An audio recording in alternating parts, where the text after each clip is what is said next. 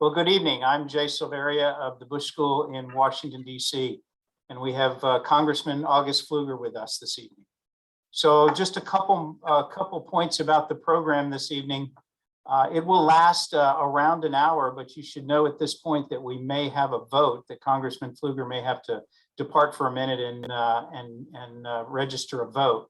We'll have an opening conversation between he and I. We'll see where that goes. And then we'll also have a question and answer session with questions that many of you have submitted in advance.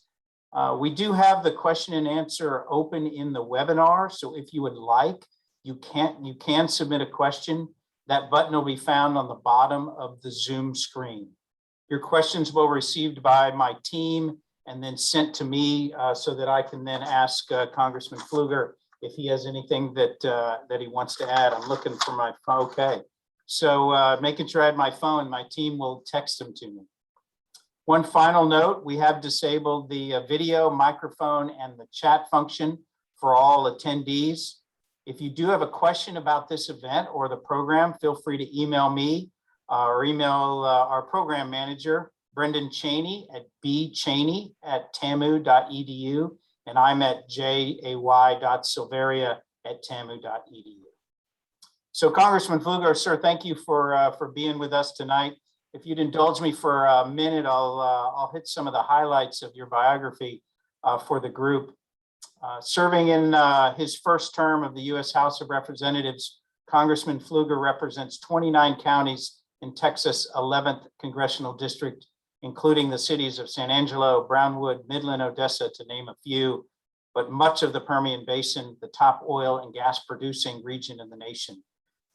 Congressman Pfluger is a seventh-generation Texan, grew up in San Angelo, graduated from San Angelo Central High School, and followed his grandfather's footsteps and answered a nation's call to serve, graduating from the United States Air Force Academy. And I'm proudly, sir, to put my diploma on the wall here this evening with you. Serving as a fighter pilot for two decades, decorated for and commanding hundreds of airmen, as well as serving in the Pentagon and in NATO. Congressman Pfluger served as an advisor to President Trump on the National Security Council and as a colonel in the Air Force Reserves. In Congress, Congressman Pfluger is a strong advocate for national security, promoting our farmers and ranchers, protecting the unborn, energy prosperity, securing our borders. He's a member of the House Foreign Affairs Committee and the House Committee on Homeland Security. Sir, there's so much more in the bio, but I know we have to get to a vote, so I think I'll stop there and begin a conversation. But let me first just say thank you and good to see you, and really first just to say thank you for your service, both as an Air Force officer and as a member of Congress. So thank you. Well, thank you, and I really appreciate the opportunity to be here. I think everyone in the session tonight should know a couple of things. Number one, most importantly, I'm married to an Aggie, and she keeps me very grounded, and I just absolutely love Aggie land. Have a long family tradition of Aggies, great grandfather, father, brother, sister, wife. And so that's most importantly, I wanted to tell everybody gig 'em tonight. And secondly, for those that don't know, General Silveria was a former commander of mine. And as an active duty airman, when I first deployed to the Middle East in 2016, General Silveria was there leading all of our airmen and our efforts against ISIS. And so, General, it's great to see you tonight and to have a discussion that I think is important for service and for what it means to this flag behind me. I know so many in the class and on the call tonight are dedicated. Otherwise, you wouldn't be studying in this course. You're dedicated to service. So thanks for the opportunity to join you. Well, thank you very much. Congressman, as you talked about your Air Force career, that you were an Air Force officer, now as a member of Congress. Help us with that call it that transition. What was the idea? What was it from your background? How did you decide to run for Congress? How did you make that transition, both yourself and both the decision and then to run and come to Congress? Talk about how, from one to the other, that point in the middle. How did you do that? it wasn't an easy decision. It actually happened at about the worst time possible in my Air Force career. You know, when you get to 20 years and you've had 20 active duty years, then you qualify for a pension. And many of you on this call may know that and are aware of that. Well, I got to 19 and a half years, and my home congressional district, the person who had represented it so well for so many years, Mike Conaway, decided that he was going to retire. And at 19 and a half years, you do not qualify for a pension. And so I can promise you that the first discussion that I had with my wife was absolutely not. This is not a good idea. The timing is not good for us. But, you know, honestly, the thing that really, I think, you know, first off, my faith and through a lot of prayer about, you know, what does this look like? Is this an opportunity to maybe put the uniform down and swear an oath to the Constitution in another career where we can serve in a different way? That thought kept coming back to us. And over the course of a month and a half, you know, we, again, through a lot of prayer, we made the decision to do it and to really take a step out in faith that you don't know the outcome of this. I mean, I was leaving, you know, literally was working at the White House, had a good career path, thought that I might be able to go back in command at a higher level, was happy with where I had been in the past and where we might be able to go in the future on the Air Force side. So to step away from that, knowing that the outcome was not certain, was it was a lot harder, I think, on my wife and our 3 daughters than probably on me. But it was pretty scary to not know what the future was. But you know, obviously, very glad that we did it. And I think, to sum it up, the reason that we did it was because I believe in this country. I believe in making sure that the country is secure. I come from a district where people absolutely love this flag. They love our country. They love the freedoms that we have. And I do too. And, you know, just like you, went to the Air Force Academy because of all of those things. And this is a different way to serve and to hopefully make a small difference. Well, thank you for that. I think that you embody that service from the time of being a fighter pilot to serving in Congress. If you could help our students understand, say, the role as a member of the House, where you have a responsibility to your constituents in the district in Texas, and then you have your national issues that you take on in committee and subcommittee. You know, how do you I don't know, balance or resolve in some cases the interests of those in your constituency to serve them, and then interests to serve on the national legislature of our nation to serve on the national issues? You know, what have you learned about finding that balance? It's a great question. There are 3 things that embody my district, the 29 counties that you spoke about. And you're really blessed to have agriculture. So cotton, cattle, sheep and goats, wheat, all sorts of agricultural production, dairy. We also have oil and gas and the energy. And I'll say energy writ large because we have solar, we have wind, we have, you know, the Permian Basin produces a lot of, you know, probably the most prolific oil and gas producing region. And then I have an Air Force Base, Goodfellow Air Force Base, which trains 12,000 airmen, soldiers, sailors, Marines in the business of intelligence. And so when I ran, those were the 3 things that I looked at, and all 3 of them are national security issues. And so for me, to balance the needs of, first and foremost, the guiding document for me when it comes to being a legislator and being in the legislative branch is the Constitution, period. And so constitutional issues, those, you know, that's always going to be, you know, the first thought. Okay, are we voting on something? Are we talking about a constitutional issue? And that to me is, that's a country issue. That's a constitutional issue. Those are things that are kind of on that, you know, upper rung or the umbrella, if you will. Obviously, it's important to keep in mind my constituency. I'm very blessed to have hardworking, innovative, honest people that just, I mean, I see the world like they do, and I think vice versa. They see the world like I do. And so it makes it really easy for me here to make sure that we are being fiscally responsible, that if we want to pay for something, that we have to have that income coming in the form of revenue. And every single one of my constituents is worried about national security issues.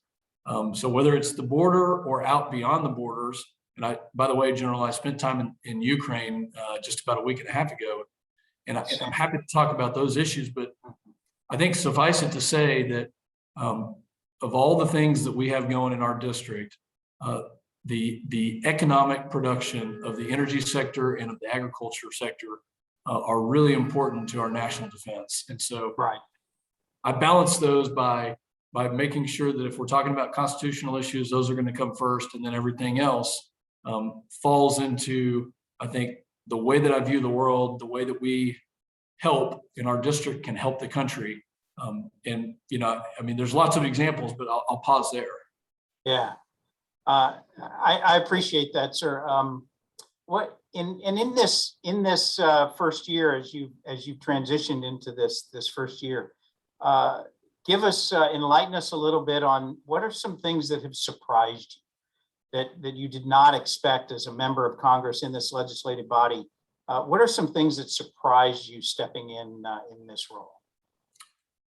And again, before we got on the call, I said, let's non-attribution kind of environment. I mean, I'm going to be honest with y'all and tell you some things that I don't like and I don't agree with. And I think most Americans don't like them either. But, as an airman, we were on a team and we had a mission and we got that mission done. And we may be from different parts of the country, but we all came together to get that mission done. I've been very disappointed in the lack of debate.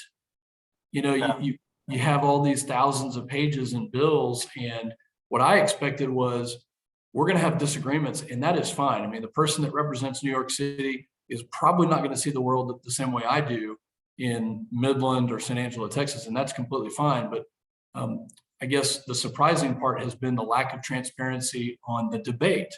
I believe that the American public deserves, for us as elected representatives, and the average constituency being about 750,000 people, so a pretty 435 people, that's a lot of people to represent.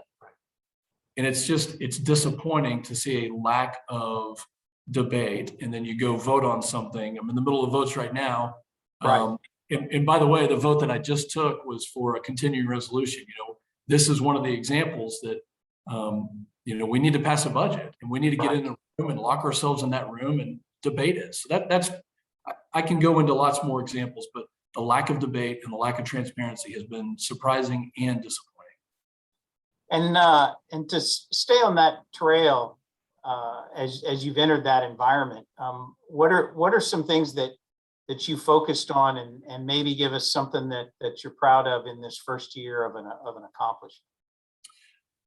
I serve on Homeland Security, like you mentioned. I'm the ranking member on the Intelligence and Counterterrorism Subcommittee. And that's, in the wake of 9/11, I don't think there's anything more important than that committee and keeping our country safe. And, one of the things that I'm really proud of is when we had the withdrawal from Afghanistan, trust me, I've got lots of opinions on that withdrawal, and I'll keep those for questions, but it happened. And in the midst of that withdrawal, there were two prison facilities, Pulicharki and the Darwa detention facility on Bagram. And well-known fact that over 5,000 plus prisoners were released. And a lot of those people had ties to terror organizations, and they had ties to malign, criminal activities and all these kinds of things. So I proposed a bill and eventually got it passed and got it signed into law to identify those, for the Department of Defense to identify those people and figure out what was their motivation. Did they have ties to terror organizations like Al-Qaeda or ISIS or any of the other ones, and what do they want to do to America and our allies? And so that's very proud of that. Secondly, proud of the fact that we've been really leading on energy issues. These issues are coming up right now in Ukraine. The Nord Stream pipeline, energy security being national security. And I feel like, well, I don't have legislation to, to present to the class today to say, this is what we passed. Right. We've been getting those facts out there and leading on those issues to show how important it is to be energy independent or to have a reliable source of energy. Yeah, let me stay on the energy so you can expand on that a little bit, because you've spoken about energy independence and energy security. Help the class, the students, those that are on. Why to you has that been so important? I don't think there's a leader in the world that wakes up and doesn't think about where their energy is going to come from every single day. And I think that's something that's very important. We're blessed here in this country to have so many sources of energy. And let me also say that we're also blessed to have innovators who have done the right things, not because the government told them to do, but private companies who have tried to reduce harmful emissions, who have tried to make sure that we're taking care of the planet. I mean, if there's anybody from West Texas on this call, or Texas in general, we're in a drought right now. You have to take care of the land. And so I'll baseline it there, but around the globe, President Zelensky, right this very second, is worried about how people in Ukraine are going to heat their homes if Russia invades, because most of their natural gas comes from Russia. I mean, similar situation in Latvia, Lithuania, Estonia, Poland, all these countries, the Baltic countries, all the way down to the Balkan countries. And so when I look at it, what Russia is doing is manipulating the markets. They are holding people hostage with this lever, this very important instrument of power that we call energy. And they manipulate the markets, they manipulate the prices, and they restrict sometimes the supply to other countries. And so to me, making sure that our allies and our partners around the world have access to affordable, reliable energy is probably one of the most important things that they can, the fact is, over the last decade, the energy that has been produced in the United States has helped 1 billion people come out of poverty. We need to make sure they continue to have access to that energy. Sir, if we could stay on the energy element, because you've talked about America's role in energy, and probably more in a America's energy dominance, I guess, or prominence in the energy sector in the world. What work do you think is going to have to take place for us to reestablish that or continue to maintain our position? Well, I think it starts at home. What a great question. I mean, okay, I don't think it's a surprise to anybody that's on this call that I'm have a conservative mindset, and that starts with regulations, and in fact starts with the lack of regulations. That we have those that are established for safety, but then we unleash the private industry, private citizens, and people who are doing, in the case of energy, doing great and amazing things to be more efficient and to provide energy at lower cost. And so I think it really starts there. I mean, we've seen many things in the past year that have weaponized either endangered species or access to federal lands through permitting processes. And so we've got to get to a point where we are taking care of the planet. We're using science to do that, but we're also letting producers produce and not being over-regulatory. Number two, I've got some legislation that I'm currently working on that really starts at the marketplace, and that marketplace is in sub-Saharan Africa, it's in the Indian subcontinent, it's in Southeast Asia, it's in Europe, it's like I just talked about in the Baltic countries. And it allows us, instead of having the State Department regulate everything, if countries are good and maybe they're not free trade agreement countries, but they adhere to general, fair, free, and transparent trade principles, then let's go over there and establish business relationships and let our American companies do business. Because if we don't, and here's the national security hook, guess who is going to do it? China and Russia. So we have to compete, and we have to do it at the speed of relevancy, not days or years later, like we are doing right now. Sir, if I could switch a little bit to, you talked about your role. You are the top Republican on the Intelligence and Counterterrorism Subcommittee. So obviously focused on intelligence, counterterrorism. Can you talk from, I have two questions first on this. Can you talk about the threats that you see that's facing our country?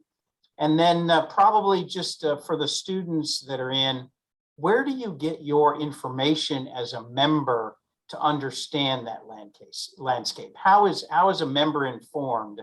And then how do you see those threats in front of us? Well, it's a great question. And I'll answer this, and then I'm going to go vote and come back. Right, it won't take me too long, but all right.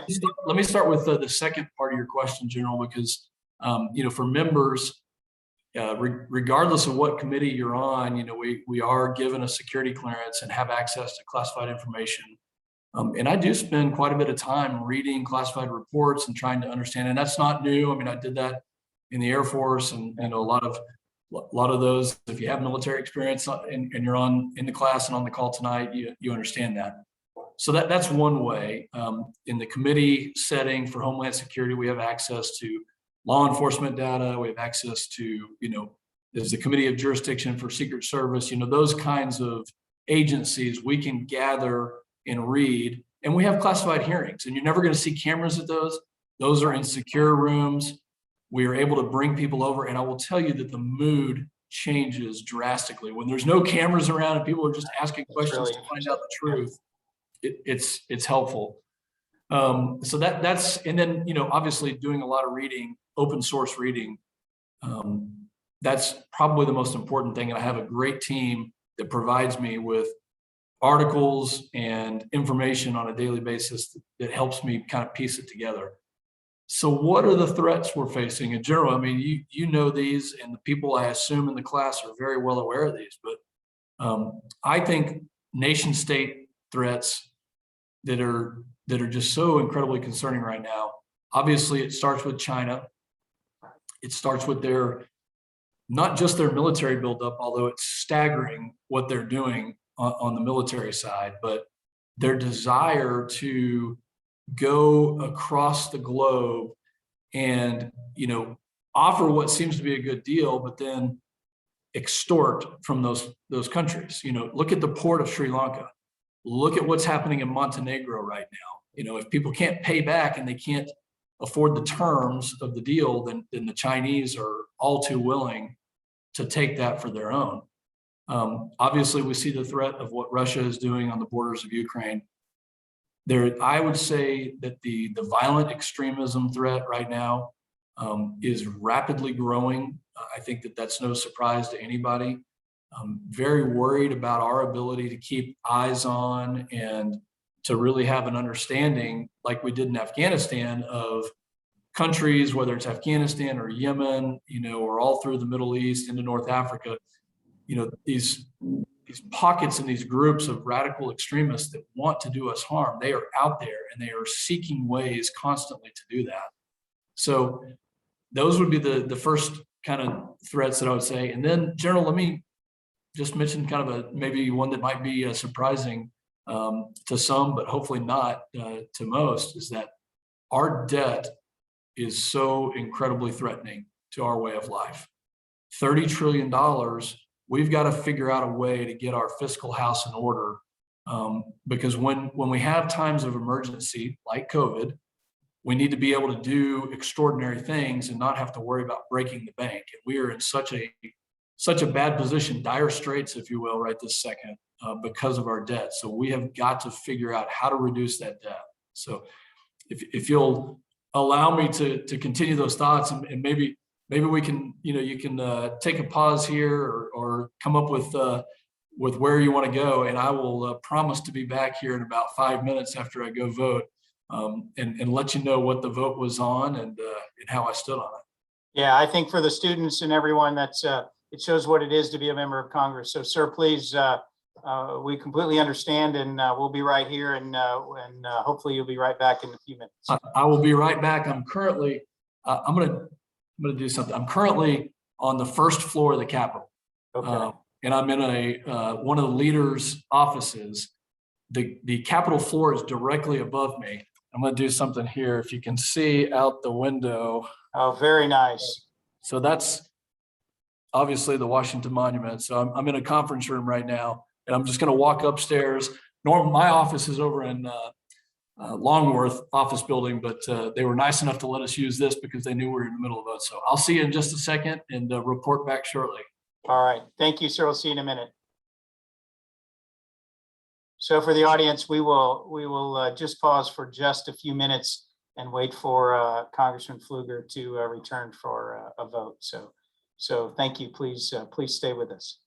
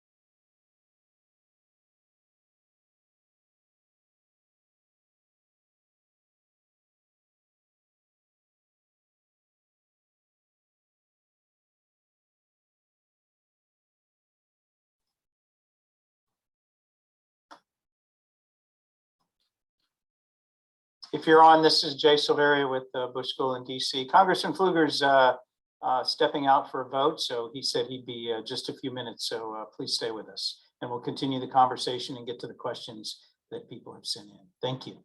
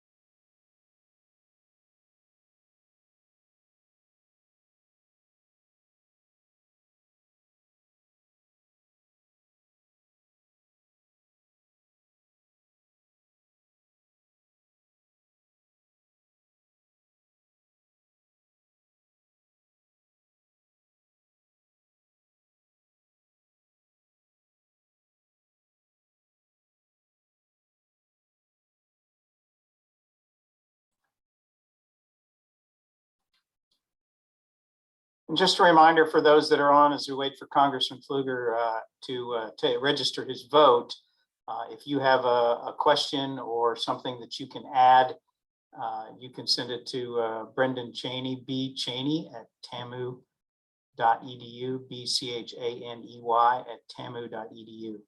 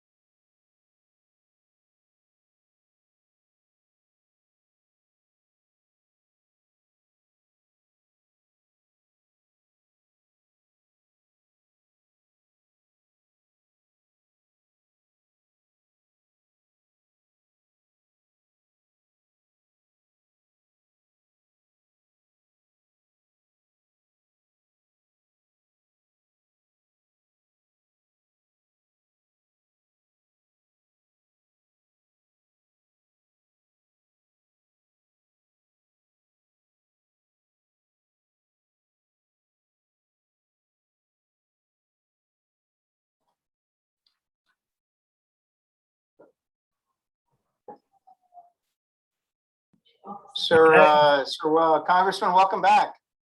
Thanks. Outstanding. That was fast. I mean, you could, for the reserves, you can get in your PT test. Well, and I'll tell you, I actually got 2 votes done. So outstanding. Well, with the class on, with the students and the staff that are on, tell us what the votes were. Well, these were what we call suspension votes. And what that means is they suspend the rules. They usually have a debate about the rule, and the rule kind of sets the boundaries and the framework. When you suspend the rules and then you just vote on the bill, it's normally not an issue that is going to be contentious. And in this case, there was maybe one no vote on the first one. So I'm sorry to report that in Tallahassee, Florida, you did have one person who voted no to rename a post office. And that is at, I'm reading, 2800 South Adams Street in Tallahassee, Florida. The post office will now be named the D. Edwina Stevens Post Office. So it passed overwhelmingly. Overwhelming. And the next one was in California, let's see, I think it's Cotati, California, the Arthur Lewis Ibleto Post Office. So again, overwhelming yes to passing both of those. But those are sometimes they will fill the day with important issues like continuing resolutions and things that we do need to debate. And then a lot of times you'll see a post office. One thing I'm working on is renaming a veterans center, a VA clinic for people that are in my community that served the community for a long time. So anyways, that's those were the last. I think it shows the range of what you're working on, from those kind of issues to Ukraine and et cetera, as you mentioned. So exactly. So, sir, you mentioned that you visited Ukraine and that as part of your work have been close to the issues on Ukraine. My first question is, now that you've been there and seen it, what do you think of how the issue is being portrayed to us in the United States versus what you saw? Was there a disparity? Did you learn a great deal, or what we see that's being portrayed to us, within the normal news cycles? Are we seeing an accurate picture, or did you learn a great deal more being there? It's a great question. I think probably we are seeing an accurate picture here on our news cycle, but the narrative and the way that it's being spoken about is much different. Now, granted, this was about a little over a week ago that I was there. So things have, even in that short amount of time, things have changed. But we went to Kyiv. We actually requested, and this was a bipartisan group, we requested to go further east into some of the areas where they are making preparations for defensive, kind of a defensive stand. But in the middle of Kyiv, which is a city of several million people, it was life as normal, business as usual. The restaurants are open, people are walking around in the markets. There is no, hunkering down or boarding up of windows or anything like that. So that was really the first thing that struck me. And then in our meetings, we were very fortunate to meet with the foreign minister, Kuleba, defense minister, Reznikov, and President Zelensky. And I sat across the table from President Zelensky.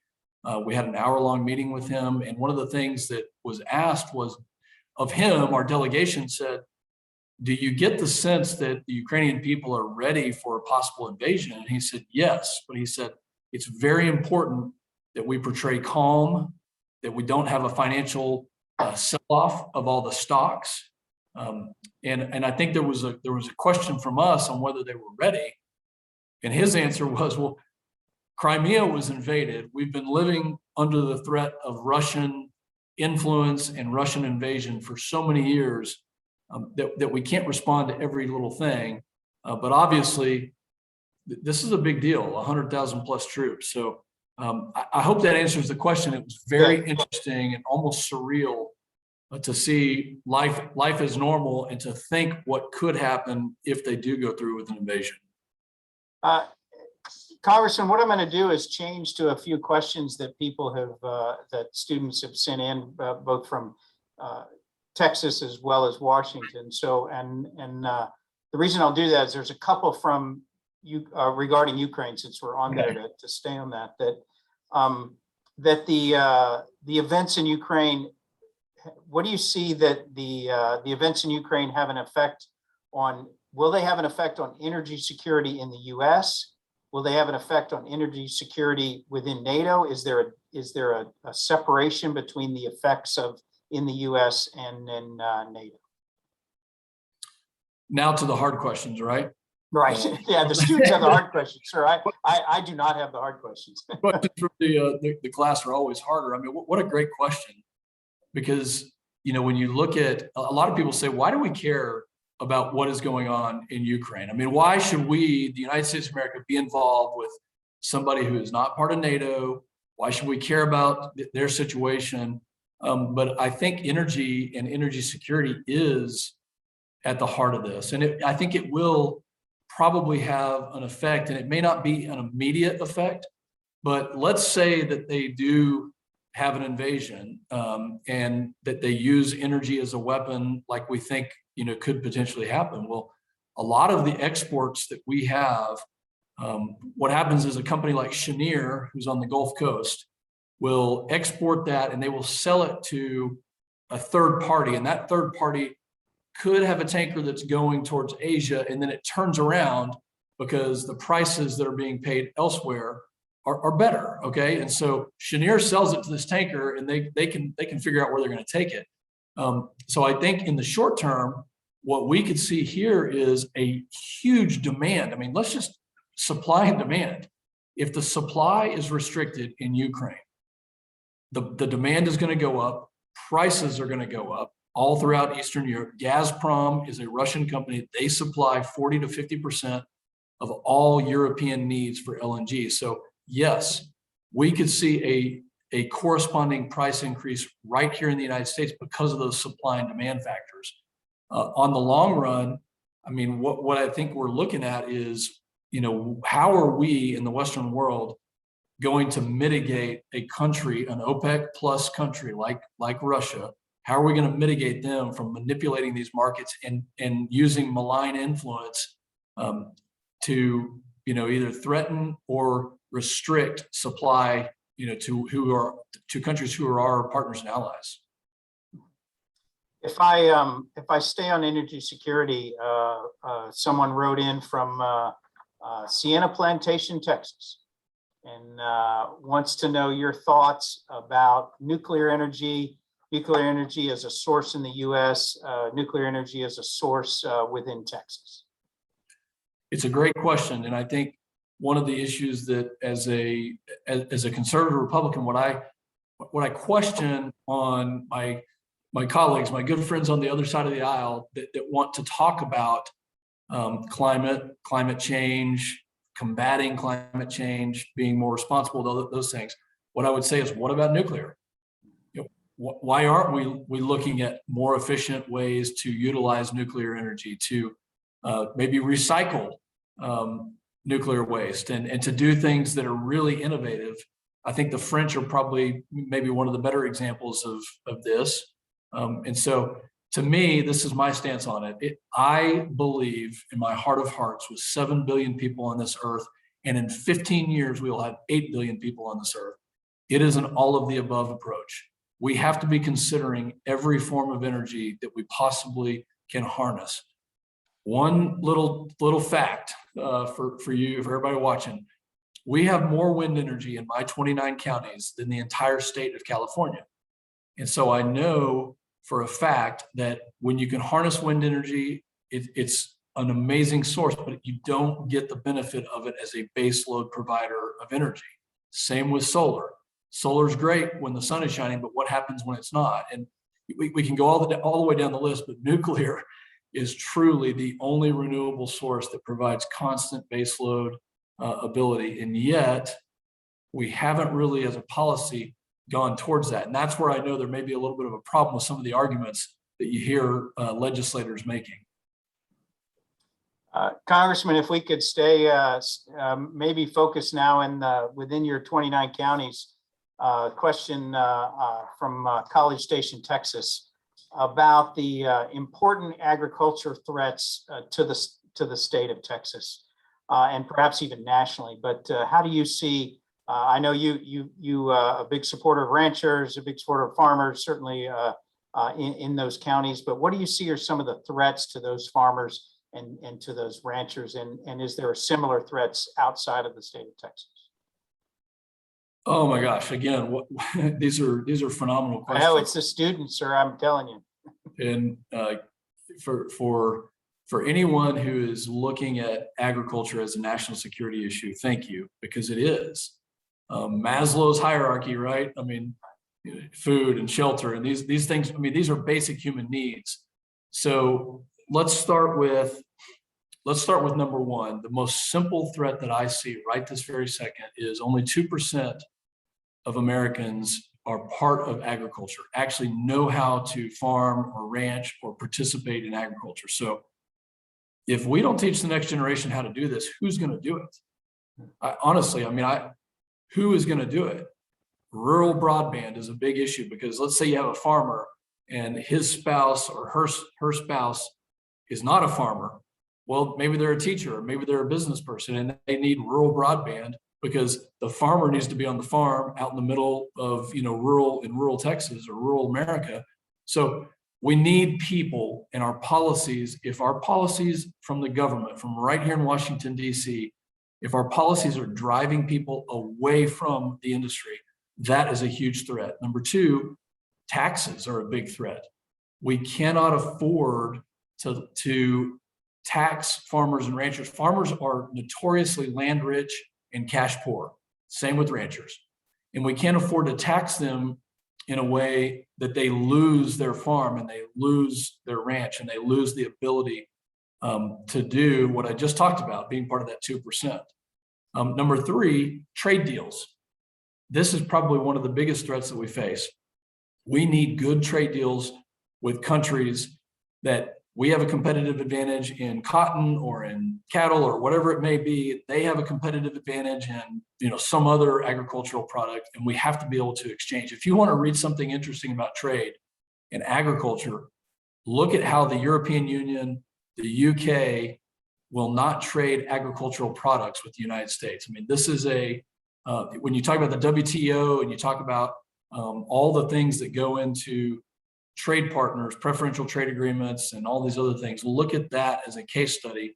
They are very protectionist on their agricultural products. And that's a threat, I think, to our country, our farmers, and our ability to stay, really sustainable.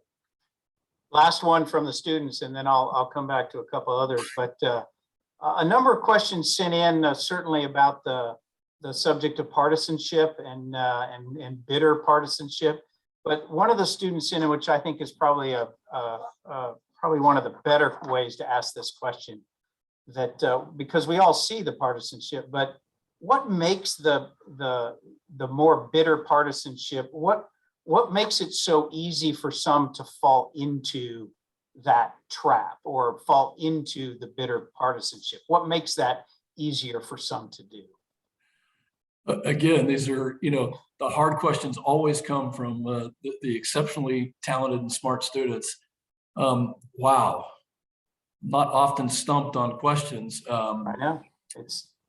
This is a great question, y'all. I mean, and this, to me, it leads back to the disappointing nature of this job, because you want to think that flag right there, that's what unites us. And so I would say a couple of things. Number one, I mean, in any relationship, it's trust. And, it's just like, when we went on the delegation to Ukraine, we had Democrats and Republicans. We didn't gripe about the president. We didn't gripe at each other. We had a united front. We talked to another country as Americans. I think when they put cameras, when C-SPAN came into the US Capitol and they put cameras onto the House floor and people could get up and give a speech, and I am guilty of this as well. I can promise you, please go look at my speeches and you'll see I'm calling out Democrats for their policies. And by the way, I'm right. No, I'm just kidding. But, I think what you see is a lack of trust, and people want to get they want to get that 10 seconds of fame. General, I am part of a caucus that's called For Country. The For Country caucus, we have agreed to a couple of ground rules. Number one, we do not campaign against each other. We are veterans who have served in the military on both sides of the aisle. I just had a meeting today. We talked about the priorities of what we're going to do this year. And we agree to disagree on these things, and we agree to agree and come up with solutions and work through some hard problems. We do that behind closed doors. We're not out in the media. And so I think the trust is a huge factor. The cameras lead people to fall into the trap of, well, I can get on this news station if I have this soundbite and I call out, the other side in this way. And it's just kind of, where's the adult in the room? I mean, we have to ask that question. And a lot of times I find myself having to bite my tongue. And if we really want to work with each other, we're going to have to bite our tongue. And I believe that we're going to have to learn to compromise. Y'all, coming from the district that I come from, staunchly conservative, some of the people may get mad at me for compromising in some ways, and that's okay. If the Constitution is driving those decisions, and if you asked me early on, what drives your decision making? You can vote your conscience, you can vote according to the country, you can vote according to your constituency. I mean, these are, kind of the three C's. We should always vote for the Constitution. And if that is seen as compromise, then that's fine. But when we compromise to get to the betterment of the country, then, so be it. Great question. Yeah, absolutely. But thank you for that answer and those thoughts, because, we're all hopeful. We're all hopeful for you. We're all hopeful for every member. So it's your first year. You finished your first year. Obviously, it's your first term as a member. Give us an insight. There has to be something that you found just remarkably amazing, remarkably cool, that you just think, I can't believe I'm here. I can't believe I saw that. I mean, look at me. Come on, give us. There has to be one of those moments. Oh my goodness. Again, another tough question. I mean, every single day that I see that dome, I mean, it kind of brings you to your knees, because you think, how many Abraham Lincoln was here. and right. You look at the 240 years of history and you think all the moments that happened here. I would say it's not necessarily a moment in the Capitol, but it's getting a call like we got this past week, where somebody in the military who was not yet a citizen wanted to become an American citizen, had served in the military, and our team back home was able to help them and kind of fast track their path to citizenship. They went and took the test, passed the test. I mean, are you kidding me? There is nothing better than one of those moments where somebody wants to be an American, or wants to, veterans that need help with the VA, or even, somebody who needs help with Social Security. So, just to have the ability to pick up the phone and to say, this is important. That is, right. At the end of the day, it's service, right? It's all about service. And that is probably the most rewarding. Those are the most rewarding things that I've seen. And Congressman, we couldn't, you and I couldn't talk without, at least talking about flying one small bit, right? So, you were an F-22 pilot, largely an air-to-air role, an air-to-air pilot. I just want to give you an opportunity publicly for you to say that you really wish you had been an air-to-ground fighter pilot in your career, and not, in the air-to-air role, right? Oh sir? my gosh. Yeah, I've learned my first year in Congress, I've also learned don't be coerced into saying things that you don't mean. Hey, listen, General, did you know we started the Mach 1 caucus? I heard about that. And thank you for the invitation. I think that would be outstanding. This is cool. And let me tell you a couple of things that we're working on. Number one, I did have to pair up with lesser pilots from the Navy that flew F-18s, and they definitely needed the Air Force side of it. But it's a really neat opportunity. We're going to focus on air power, and we're going to focus on China and how we can deter, and the weapon systems and all that. But one of the other things we're also focusing on is the cancer rates in pilots. And we know that there are statistical differences for those who flew certain types of aircraft or even all aircraft in the military that have higher rates of cancer, like melanoma or non-Hodgkin's lymphoma or prostate cancer or some of these other ones. And so what we're doing is we're going to expand that study, and we're going to make sure that those people get taken care of. And it's really important. But no, I don't think I will say that I wish I was an air-to-ground pilot. But I did get to drop bombs, and I got to do that kind of thing. That's right. Absolutely. So it worked out. And I will give you, political ideology, sir, I'll give you that one way or the other. But the fact that you have 3 Naval Academy graduates with you on that caucus, I'm a little concerned there on that. Bipartisanship is one thing, but service rivalries are yet another. Sir, I can't thank you enough for the time and for your candor. I'll leave you with one question, and then just leave you with the mic for some closing comments. But what would you say to some students they're obviously the Bush School after who are thinking about or in public service themselves, students that are looking for a career in public service, and that question over to you, and then closing comments over to you, sir. Well, I think number one, even though I can't see their faces, General, I just appreciate the fact that we have young men and women who want to learn more, to better themselves, and to become more prepared, to serve in any capacity. Because you think about the name Bush, and this was really, for me growing up. I remember, as a young child, President Reagan, but really President George H.W. Bush was, I would say, the first one that I really followed. And his name and what he did, what his family did, and his wife, the sacrifices that they made, both in World War II and then later in public service, whether it was ambassador to China or president of the United States. Right. They sacrificed everything. So I would say for everyone that is in this class, you have already demonstrated just by being here that you want to prepare for service. And I would also say, don't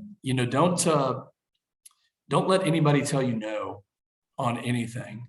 And if you have a dream and you want to achieve certain goals, go for it, because it's not always the smartest or the fastest or the it's not always that's not the person that necessarily wins the race. It's the person that just continues to be persistent and keeps trying and doesn't give up. And so you're going to make a difference.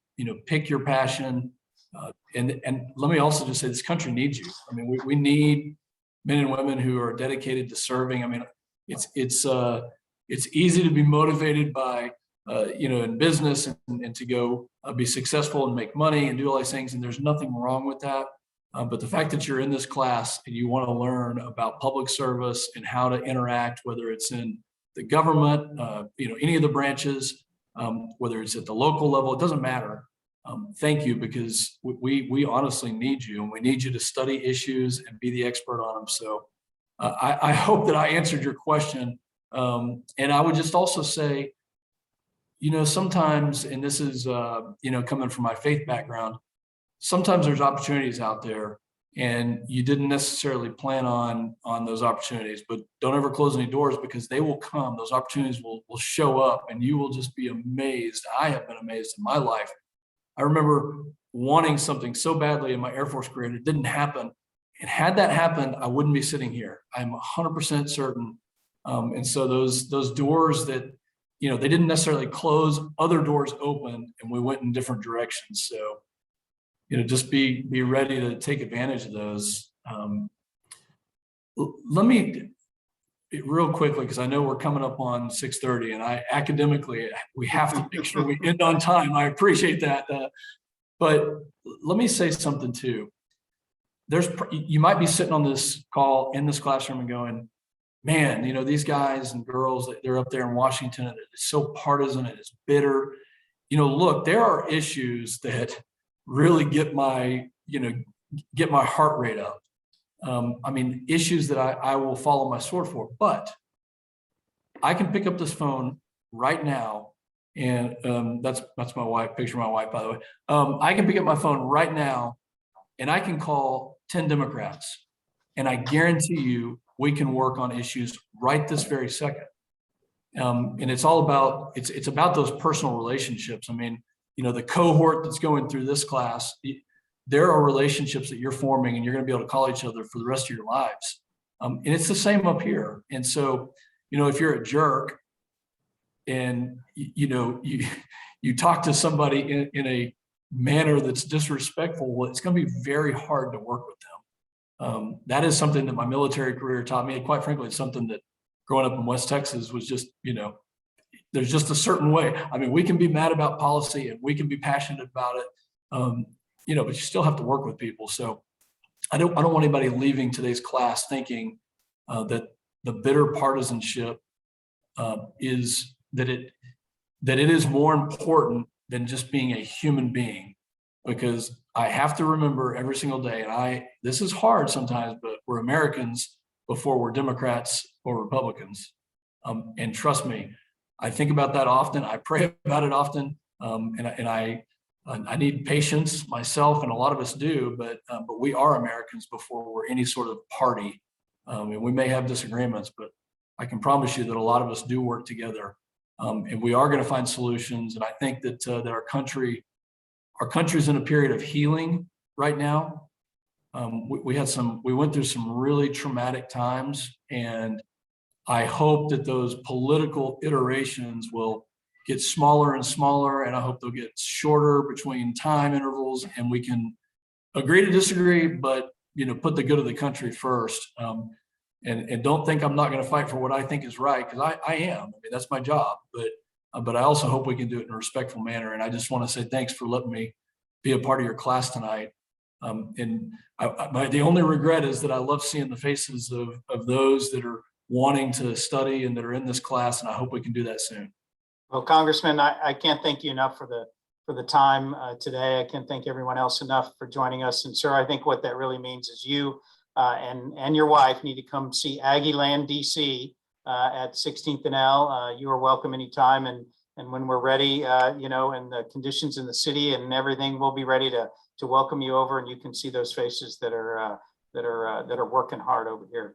Thank you for your service as a member, sir. Thank you for your service to those in the state of Texas, and we hope to see you again sometime soon. And for anyone else who's interested in joining us for other things at the Bush School, or learning about the Bush School because you've joined in at bush.tamu.edu, please check out that website and let us know. Thanks again for all of us joining. Thank you, and have a good evening. Thank you.